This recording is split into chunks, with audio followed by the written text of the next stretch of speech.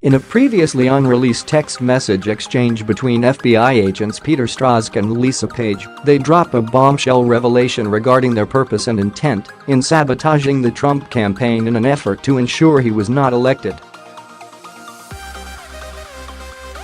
This text reveals what is perhaps the most significant and the most direct indicator of the feelings of both agents regarding a potential Trump presidency.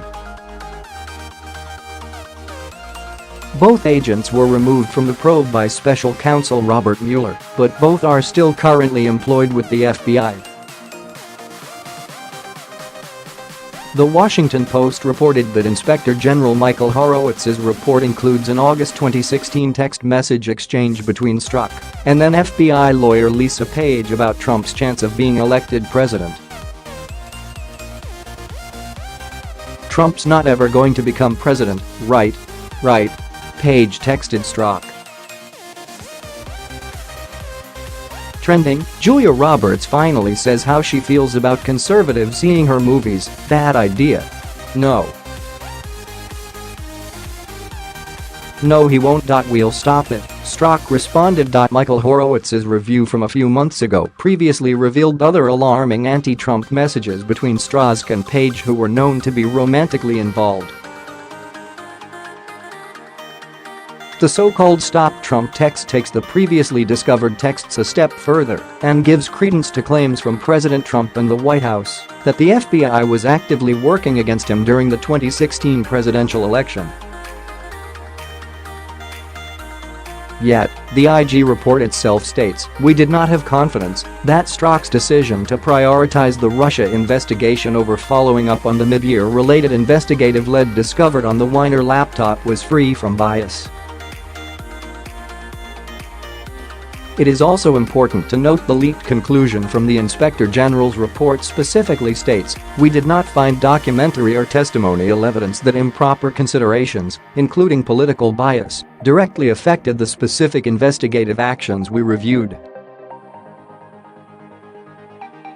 According to the IG's office, this is in thanks to policies designed to protect the institutions from allegations of abuse, political interference, and biased enforcement of the law. The highly anticipated report from the DOJ's Inspector General, OID, regarding Horowitz's conclusions were leaked to Bloomberg Thursday morning, with claims stating that despite any personal animus the FBI employees had against President Trump, bias did not creep into their conduct or affect them in any way. This is even in spite of the changes made in the language of Hillary Clinton's exoneration letter through extensive edits. Those edits effectively decriminalized her behavior. Many people, and even some Washington officials, disagree with the IG's assessment. Sen.John Kennedy, Law R, went on the record with Fox News' Outnumbered Overtime to state, "In Louisiana, we call that bias, we don't call that objective." House Oversight and Government Reform Committee Chairman Trey Gowdy, South Carolina R, said in a statement the report shows an alarming and destructive level of animus displayed by top officials at the FBI. Peter Strzok's manifest bias trending toward animus casts a pall on this investigation. His bias impacted his decision-making, and he assigned to himself the role of stopping the Trump campaign or ending a Trump presidency, Gowdy said. "This is not the FBI I know. Needless to say, the IG report, what we know of it, is starting to seem a lot like disgraced former FBI Director James Comey laying out all of Hillary's alleged crimes in great detail, only to exonerate her by saying that no reasonable prosecutor would bring a case against the former Secretary of State." And in yet another twist, it seems Inspector General Horowitz himself is coming under suspicion for displaying personal bias of his own, despite a reputation amongst right-leaning individuals as a servant of justice and above reproach.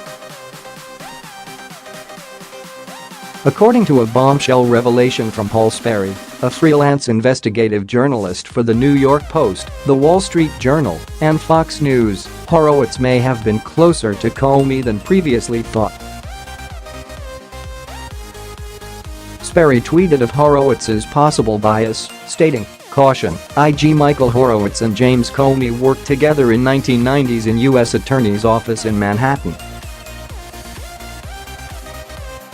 In addition, Horowitz married to former CNN and PBS producer, who gave money to Obama, and who previously worked as a senior aide to Dukakis during presidential campaign.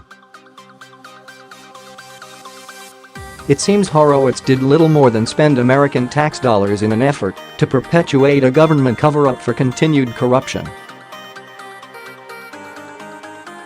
For example, the report revealed the FBI General Counsel was concerned with potential Hatch Act violations by former Deputy Director to the FBI Andrew McCabe after he met with Clinton operative Terry McAuliffe at the governor's mansion to raise money for his election wife's campaign to run for the Virginia State Senate as a Democrat, as well as conflicts of interest concerning the investigation into the Clinton Foundation and into Hillary Clinton herself. The FBI then failed to reassess or even investigate McCabe's potential Hatch Act violations and investigative conflicts after he left the Washington field office to take the position as the deputy FBI director at FBI headquarters. The IG report states, when McCabe served as associate deputy director, he was occasionally present at meetings where the Clinton email investigation was discussed. So McCabe was, in fact, actively involved in the Clinton email probe in 2015, while his wife was actively campaigning and running for political office, as well as receiving campaign donations from known associates of the Clintons themselves.